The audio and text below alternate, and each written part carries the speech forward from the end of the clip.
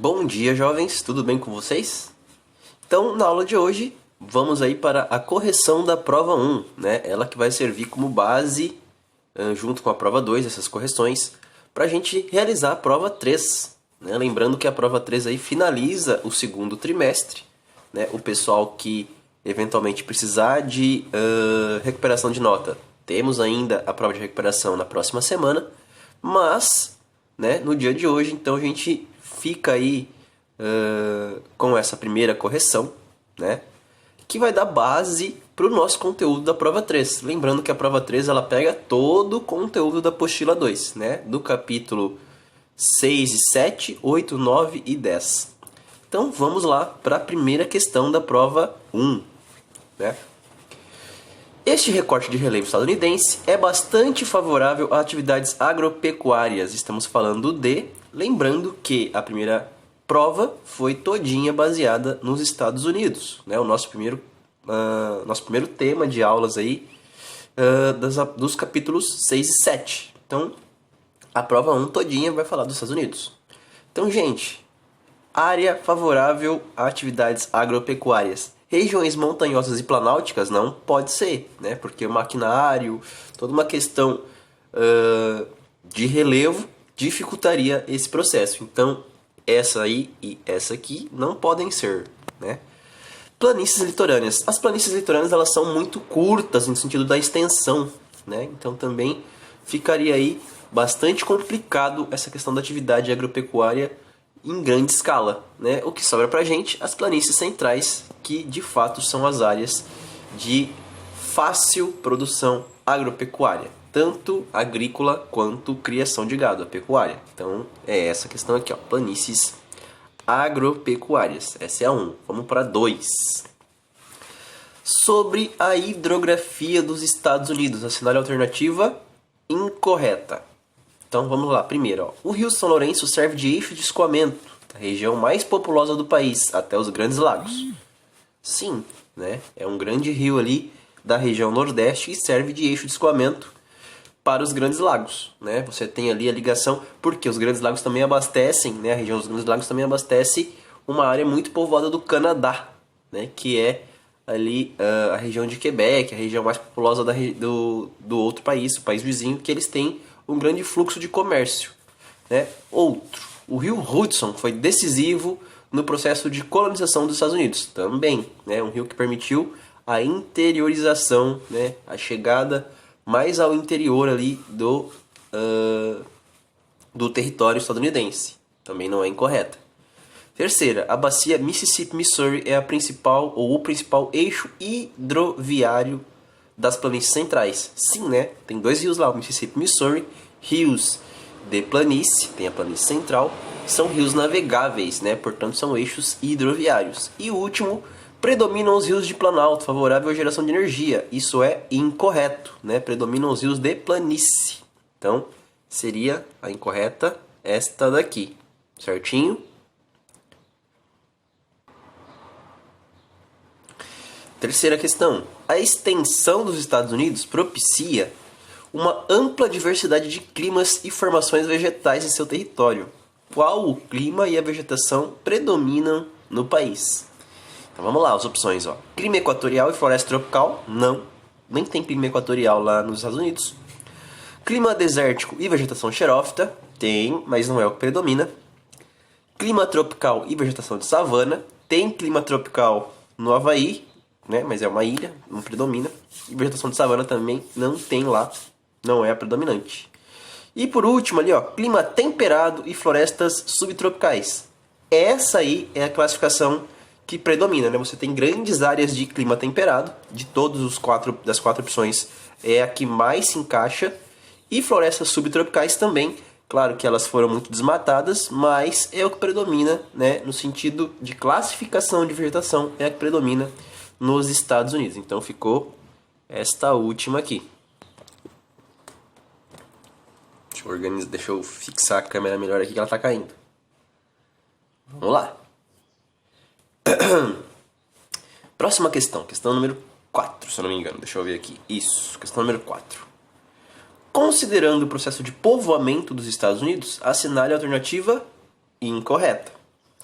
Então vamos lá. Das 13 colônias iniciais, as mais ao norte eram destinadas ao povoamento. Sim, vocês lembram que eu falei para vocês que, embora todos os Estados Unidos fossem para povoamento, as mais ao norte eram, de fato, para povoamento, enquanto as mais ao sul eram destinadas à produção agrícola, à produção de bens agrícolas, né? Até quando houve essa divisão entre norte e sul, o sul era mais agrícola, o norte era mais para povoamento. Então tá certa essa daí.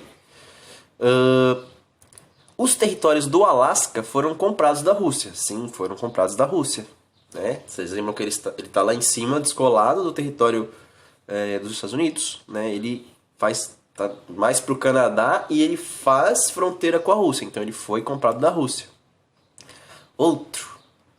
As 13 colônias iniciais, ou das 13 colônias iniciais, as mais ao sul eram destinadas à exploração. Sim, eram destinadas à criação o cultivo de algumas propriedades, portanto, era destinado à exploração. Você tinha uma tendência maior à exploração do que ao povoamento, certo? Então também está correta. A gente está procurando a incorreta. A última ali, ó.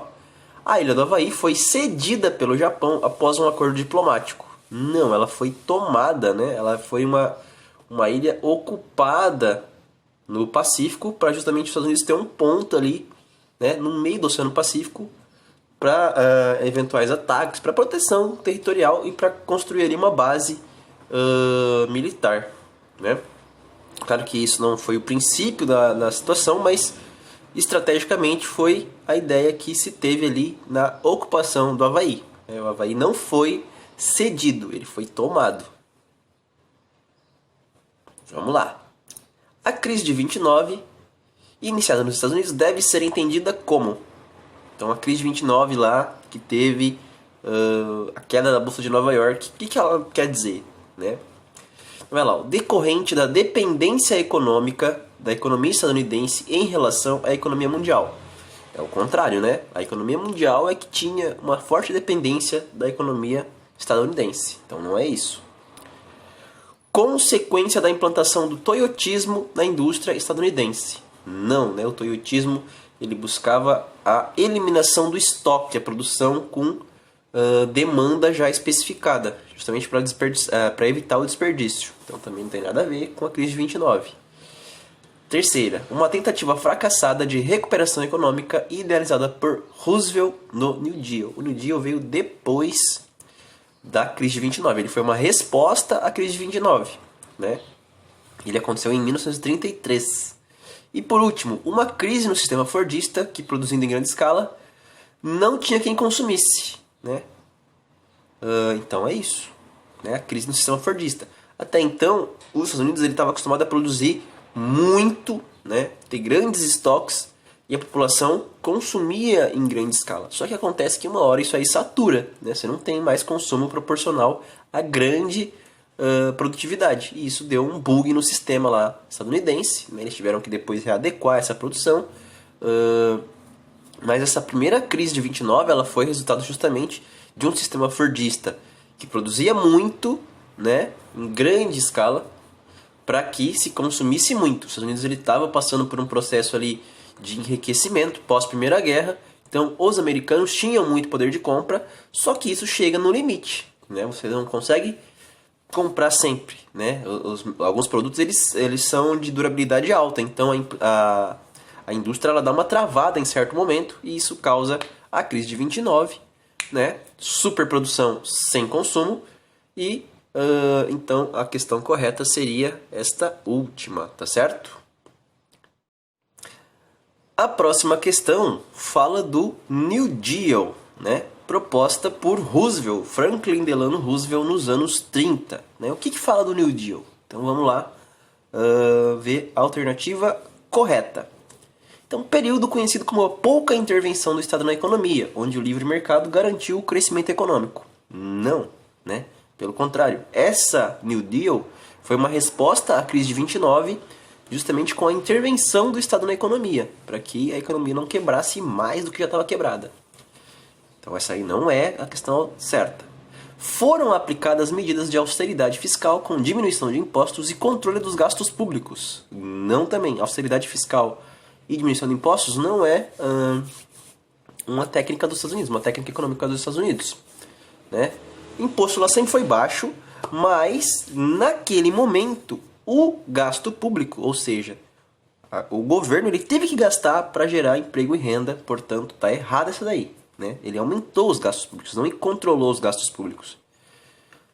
Terceira opção, ali, ó, produção, ou período de superprodução que culminou na forte recessão econômica.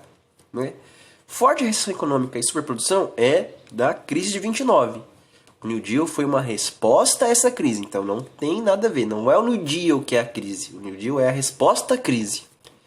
E por último, propôs investimentos em obra de infraestrutura como construção de rodovias, ferrovias e reformas de prédios públicos, né? E outros ambientes. Essa aí que é a questão certa. Por quê? Vamos pensar lá. Estava em crise, a crise de 29, todo mundo sendo demitido porque a economia deu uma quebrada, né? O poder de compra do americano desceu, baixou, né? E o governo ele precisa então achar uma estratégia que é: vamos modernizar o país, vamos construir infraestrutura, vamos melhorar o que já tem, né? Para criar emprego e renda para essas pessoas, certo? Então ficou esta alternativa aqui, certo?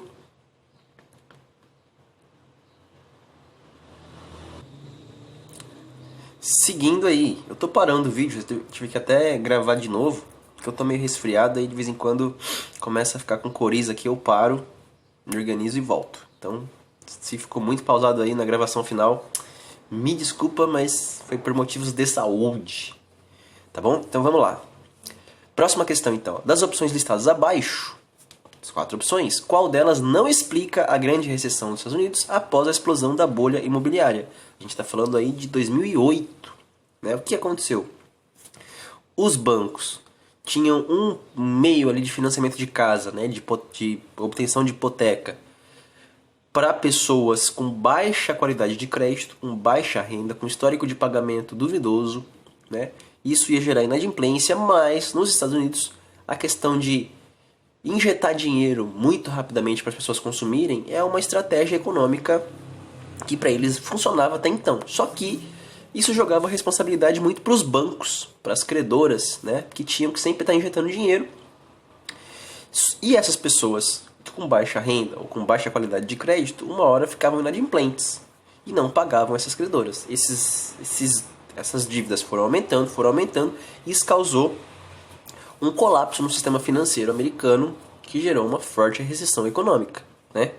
O que aconteceu? O que precisou ser feito? Então, o governo precisou intervir na economia novamente, né? Precisou injetar dinheiro nos bancos para que eles não quebrassem todos, né? Ou grande parte deles. Alguns menores quebraram, mas os grandes bancos americanos acabaram tendo ali o auxílio do governo, né? Uma injeção de grana do governo, claro que eles vão ter que pagar depois, mas isso segurou a economia americana por um tempo, estadunidense por um tempo. Então vamos ver ali qual não explica, ele está falando da incorreta, essa grande recessão. Então vamos lá. Ó. Grande circulação de títulos subprime, papéis de baixo custo no mercado imobiliário. Isso aí faz sentido. É o título subprime em excesso que causou a crise nos Estados Unidos. Grande quantidade de empréstimo para pessoas sem bons históricos de pagamento. Também foi isso aí que gerou esse acúmulo, né, de custos para os bancos. Terceiro, forte desvalorização dos imóveis ao longo prazo. Sim, né, os bancos começaram a executar esses imóveis, a tomar para si como garantia das dívidas, e isso desvalorizou os imóveis e tirou muita gente das suas casas. Próximo. Mesmo com a recessão, o Estado não precisou intervir na economia. Pelo contrário, ele precisou intervir, né? Precisou injetar dinheiro nos bancos para não aumentar essa recessão. Então, essa questão aqui é a correta, certo? Vamos para a próxima questão. Vamos lá. Com a finalidade de gerar excedentes e se tornarem altamente competitivos no mercado internacional, os Estados Unidos desenvolveu uma agricultura comercial bastante especializada. Então a gente está falando de prática agrícola, de produtos agrícolas, de atividade agrícola, né? Que utiliza de técnicas modernas e bastante integrada à indústria e ao comércio daquele país. Então, existe ali uma organização do território dos Estados Unidos pensada na produtividade, no aumento da produção, nas características que determinadas áreas têm para garantir a eficiência da agricultura, né? E a sua ligação com o comércio e com a indústria, né? A criação da agroindústria. Então, qual delas aí se refere a esse termo, a essa definição, a essa denominação descrita aí nesse texto? A agricultura de terraço, aquela agricultura feita em escadas, geralmente no pé das montanhas, tem nada a ver, né? Kibbutz é um tipo de agricultura de áreas agrícolas produzidas em Israel, não tem nada a ver, né, com os Estados Unidos. Plantation, nos Estados Unidos já teve plantation, só que lá na época da colônia, né, grandes áreas de monocultura, né, feitas ali nas primeiras regiões dos Estados Unidos para produzir produtos tropicais ou subtropicais. Mas não é disso aí que a questão está falando, né? Ela está falando dos belts agrícolas, que são regiões determinadas no território estadunidense com características específicas para uma ou outra atividade agrícola, produção de algodão, milho, soja, né, criação de gado, gado para corte, gado leiteiro, produção de frutas, né? Então você tem cada belt é uma região específica para um tipo de produção agrícola. Tem também os belts industriais, mas a gente vai falar deles daqui a pouquinho. Vamos para a próxima questão. Tá lá, ó, falando dos belts industriais, né? Considerando o mapa dos Estados Unidos, assinar a alternativa que corresponde à melhor descrição da área destacada no mapa. Tá aqui no Nordeste, né, fazendo divisa com o Canadá e próximo dos Grandes Lagos, que são essas areazinhas aqui, ó. Né? Então, qual que é essa região? Do que se trata ela? Trata-se do Vale do Silício, que abrange várias cidades do estado da Califórnia e sul de São Francisco. Não, né? O Vale do Silício está aqui nessa região, aqui, ó, costa oeste e não a nordeste. Trata-se do Sun Belt, onde as indústrias dessa região têm peculiaridade por se destacarem setores de altíssima tecnologia. Não, o Sun Belt pega a costa oeste e a fronteira sul dos Estados Unidos. Não tem nada a ver com o Sun Belt, né? Trata-se do Citrus Belt, região notória no cultivo de laranja. E também se destaca no turismo. Não, o Citrus Belt fica no sudeste, aqui nessa região mais próxima da Flórida. Não tem nada a ver, né? E por último, trata-se do Manufacturing Belt, ou Cinturão da Manufatura, atualmente apelidado de Rust Belt, ou Cinturão da Ferrugem, né? Porque as indústrias ali eram mais antigas, algumas quebraram, aí os barracões ficaram ali, estão abandonados. Então, Manufacturing Belt, a primeira região industrializada dos Estados Unidos, grande desenvolvimento aconteceu ali, historicamente, né? É uma das regiões mais povoadas, mas que hoje concentra ali majoritariamente indústrias mais antigas, né? Portanto de não tanta tecnologia, certo? Vamos lá. Por último, se eu não me engano essa é a última questão, vamos lá, ó. Engloba as regiões com destaque de tecnologia de ponta, costa oeste e aeroespacial e bélica no sul, além de petroquímica também no sul, ali no sudeste da Flórida. Nessa região temos destaque para empresas como Google, Microsoft, Facebook e a NASA, né, que é a agência americana espacial ali, certo? Que é uma empresa pública, né, ligada ao governo. Estamos falando do quê? Qual é este belt? Dairy Belt? Não, Dairy Belt é de produção de leite. Rust Belt? Não, Rust Belt é o cinturão da ferrugem, que é o outro nome para Manufacturing Belt, também não é. Essa região de grande industrialização moderna de alta tecnologia a gente chama de Sun Belt. Sun Belt, que é essa opção aqui na prova de vocês. Certo? Então, pessoal, basicamente a gente vai terminar isso aqui, ó. Podem ver que vai acabar o slide. Vou voltar ali na primeira tela. Essa foi a nossa correção da prova 1, né? Bem rapidinha, bem tranquila. Então vocês têm aí a base desta prova, certo? Ela já foi corrigida. Essa foi a nossa primeira prova lá em julho, tá certo? E aí no próximo vídeo, eu trago a correção da prova 2 pra gente, tá bom? Então, fiquem bem, beijo, beijo e tchau, tchau!